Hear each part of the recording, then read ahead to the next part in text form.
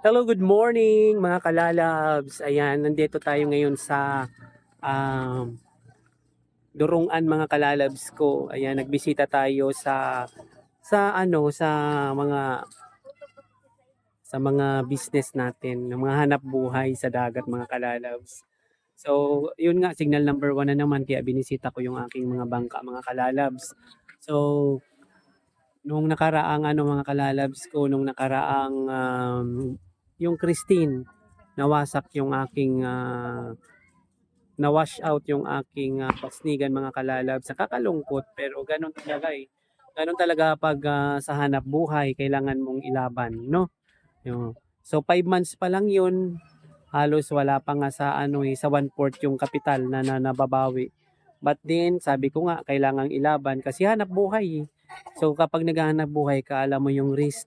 So kailangan mo siyang harapin no, tanggapin, no? So dahil signal number 1 na naman mga kalalabs ko, ayan, tinaas ko nga yung mga bangka ko mga kalalabs kasi delikado na naman. Ito yung isang bangka ko mga kalalabs nalunod, ayan, nalunod siya. Ayan mga kalalabs. So yung sa Basnigan mga kalalabs, ito lang yung natira at saka itong net mga kalalabs ko. Ayan lang ang natira at saka ito. Berador ang tawag dito mga kalalabs. Yun, ito ay nagpapataas ng net doon para halimbawa ang magbababatak ka na mga kalalabs, magbabatak na yung naglalaot para makuha yung isda. Ayan, ito yung binabatak mga kalalabs, pinapaikot tapos tumataas yung bawat kanto ng basnig ng net. Ayan.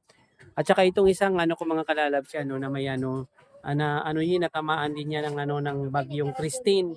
So ang bangka na yan ay mayroong butas din pero hindi siya naka ng insurance, gawa ng insured siya mga kalalabs ko pero hindi siya nakakuha ng ng insurance gawa ng nahuli ng pagpasa ng requirements. Ayan. Pero maliit lang naman yung butas niya kaya yan diyan nakataas siya. Ayan. Ito. At yung pangatlong bangka ko mga kalalabs, ito yun. Ayun no. Naglaot. Ayan, naglaot siya. Ang niyan ay alimasag mga kalalabs. Ayan. Oh. Papang! Ayun si Papang, yung naglalaot to. Tsaka si Marvin. Ayan. So, ang takip niyan mga kalalabs sa maliwanag na alimasag. Ayan. Lapit tayo ng konti.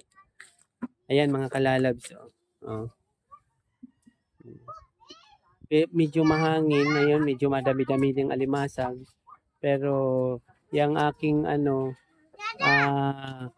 pangki ay medyo luma na. Sinatsagaan na lang nila kasi sayang naman. Ayan. Kasi napakamura ngayon ng kalimasa kaya hindi pa ako nagpapagawa ng net. Ayun din yun. Ayan ang mga dito. Mga kalalabs. At saka doon din sa kabila. Maraming naglaot ngayon. Ayan. So ito yung suba palabas ng Sorsogon Bay. Punta doon mga kalalabs. Ayan. So, ayan nga kasi signal number 1 na naman.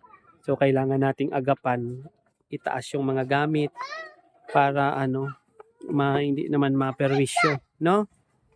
Ayan. Kasi mahirap magpundar. Napakahirap ng pagpundar kasi ang isang bangka niyan mga kalalabs kapag magpapagawa ka ay halos aabutin ng 100,000 kasi kasama na yung brand new yung makina, lahat na brand new yung bangka. So aabutan ng doon kayo, doon mahulog kayo dito ng ng halos isang 100,000 mga kalalabs yung kapital ng bawat isang bangka na yan. Actually 4 yan na bangka ko. Ayan. Lahat mga registered yan mga kalalabs sa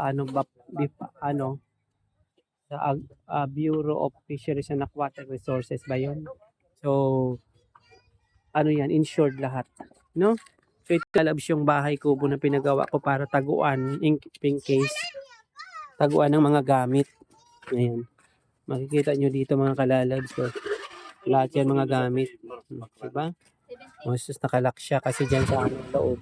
Mga importanteng mga ang pinapasok ko dyan. Ayun. Tapos tingnan natin dito yung mga naglaot.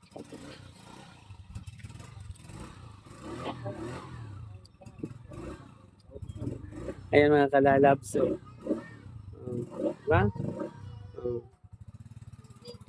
ayan. So, alimasag lahat ang kanilang huli. Ayan. So, ayan nga mga kalalabs.